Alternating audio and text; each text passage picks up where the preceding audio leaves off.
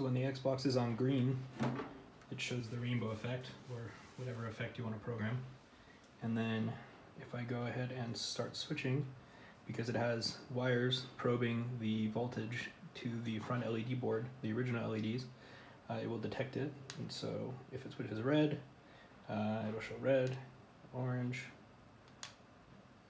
off,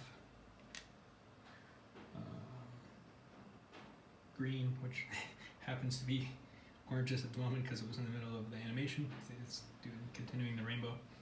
Then, yep, flashing red, flashing orange, and the orange on these Neopixels are a little bit yellowish, but yeah, it gets the job done.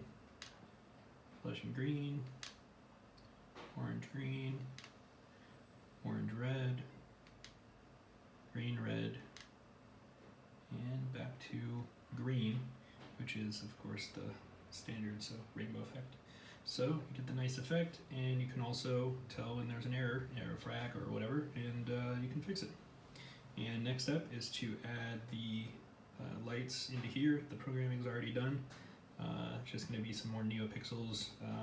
The wider, the 30 per meter ones, where it's going to be 1, 2, 1, 2, where it's one strip of 2, one strip of 2, and they're all connected to each other in one chain, connected for only one wire. Could wire them up separately, but less cables. That's it.